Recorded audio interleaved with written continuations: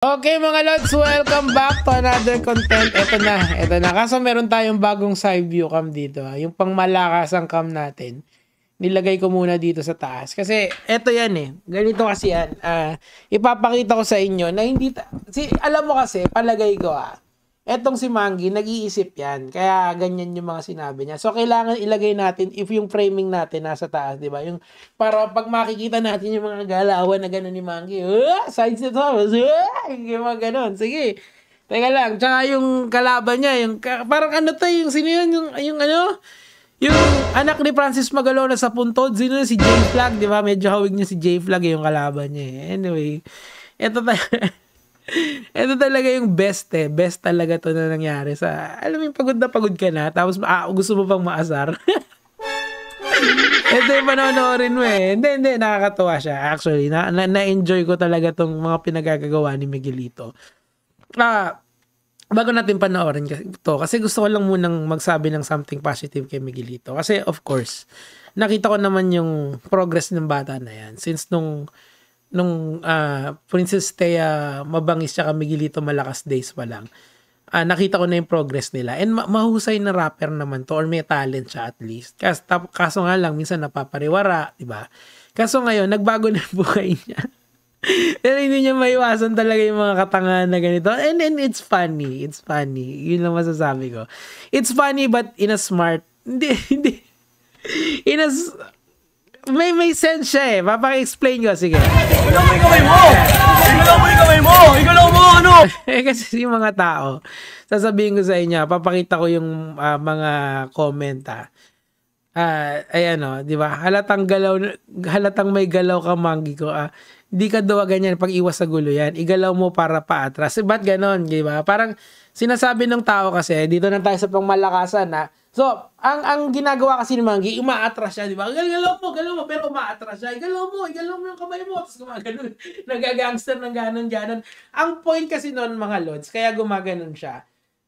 Kasi ayaw niya maging aggressor siya. So, umaatras siyang ganon, di ba? Umaatras siyang ganon. Hindi siya sumusulong ng ganon. Kasi pag sumulong ka ng ganon, di alam na yon, di ba? Alam na yon. Alam mo na yung gusto mong mangyari doon, di ba? Gusto mo na makipagsuntukan doon. So, ginagawa niya, umaatras siya, pero ilabas mo yung kamay mo kasi wala naman kasing masama maglabas ng kamay, di ba? Baka jazz hands lang yan, ganyan, di ba?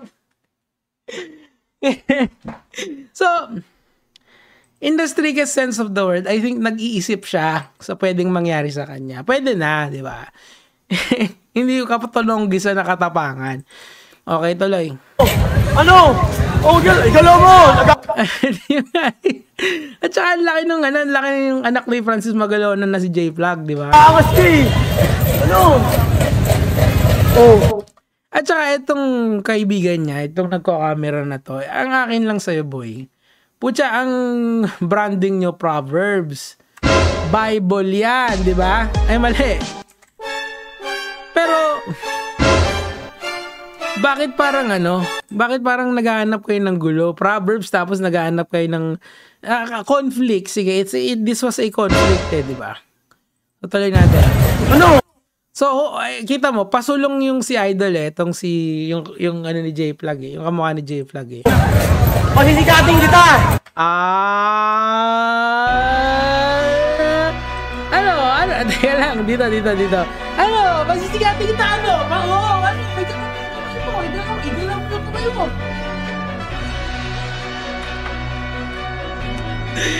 Kinagina mo, Mangi. Anong ginagawa mo? Tuloy. Pasisikating kita, kumakain lang ako eh. Pasisikating.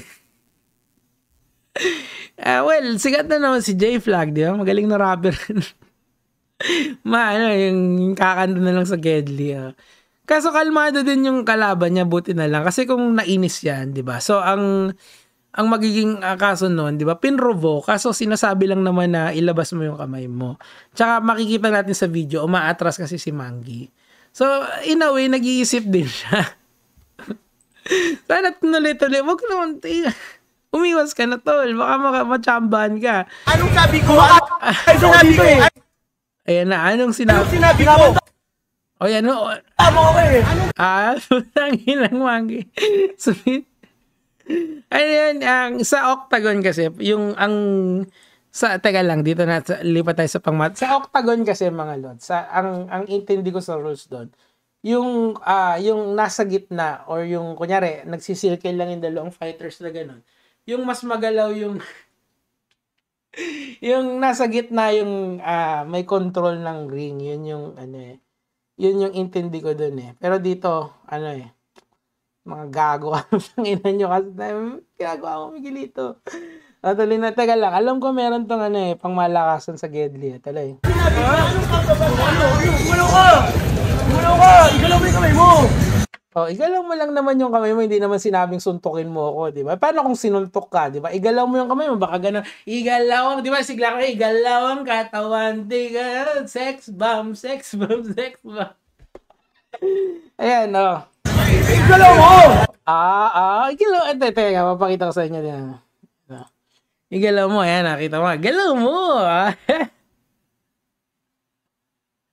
Pinagtitinginan na siya. Hindi ko alam yung alam mo, sa tanan ng buhay ko, kasi nakakita naman ako ng nag-aaway eh. Pero yung last na iisipin ko, igalaw mo yung kamay mo. What does that even mean? Di ba? Nagbabars ka habang nakipagsuntok. Igalaw mo yung kamay mo, Brad. Alam mo, nakakapikon yung kasama niya eh. Di ba? May nabasa ako sa comment section. Di ba parang yan yung nasa pa kasi meron daw dito. Hindi, yan, tawag dito, yung birth scars yata yan. Pero ewan ko na, or siguro na aksidente, di ba? Hindi natin alam eh. Pero nakakainis siya. Kasi imbis na awatin niya, parang inaano niya pa, parang ini-enjoy niya. Siguro intindi niya magva-viral to. Well, totoo naman. Naggrabe yung stunts ni Mangi, no? Alam mo yung mga pang-gangster na kaya ganyan.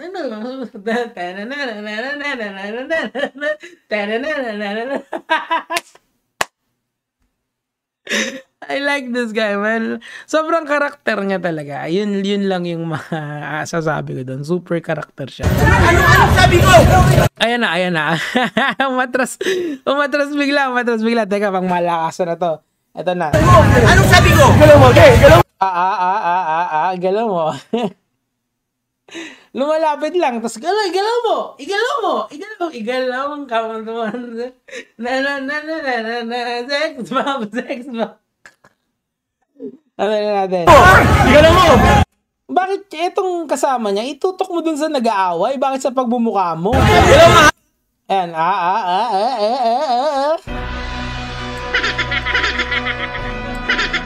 Di ba dapat pag gaganyan, gumanyan ka na, di ba? Ganyan ka na, gaganon ka na, gaganon ka na.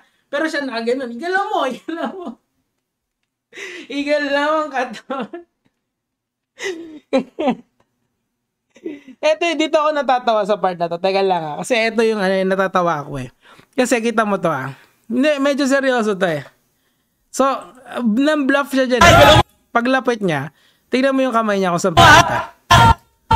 Linagay niya sa likod niya, gumanito siya Sana nakikita niya Gumanito siya. Akmang may bubunutin. Iniisip ko nung kanina. Kasi nanonood ako habang nung nasa biyahe ako. Ano yung kinukuha niya sa likod niya? Tangina, ang meron siya, sling bag. Sling bag na ang laman, pastil. Anong bubunutin mo, boy? Pastil? Walang ina mo ka.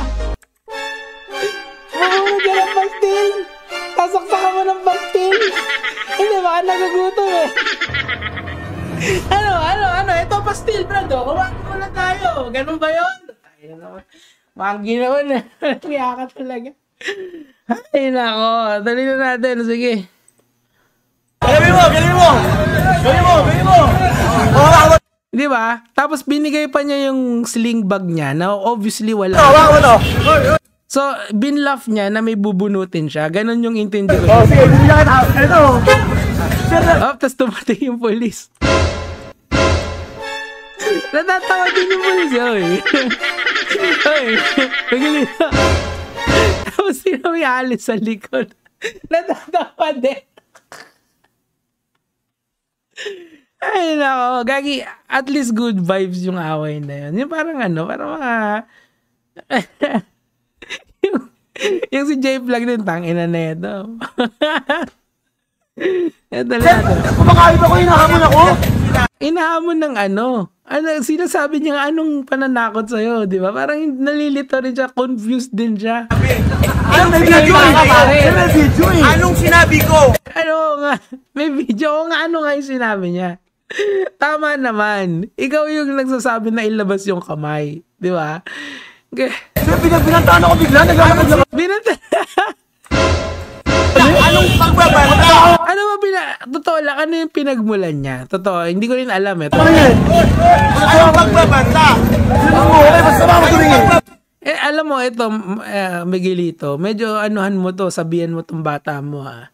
Kasi kung seryoso yung lalaki na nakatapat niya yung medyo tulonggis na hindi mabait, baka kung ano mangyari sa inyo, men, sinasabi ko lang. Sa karyedo yan, di ba? Minsan may mga ano dyan, may mga iba gising. Kasi, kasi ako sa Taft kasi ako nag-aral dumadaan ako dyan araw-araw. Meron talaga dyan, iba yung gising. Pag masama ang gising, baka kayo yung matulog, di ba? Ay, ako, di ba? Ba't nagaganyan ka? Wala naman nangyaring suntukan, boy. Ikaw naman, kinang ina niya. Banta! Ito, nilapit ako ko ganun, Di ba? Lahat sila nakangiti, lahat ng tao. Kasi parang talaga, incident, karyedo incident. Tingnan natin yung mga, igalaw mo pero patras.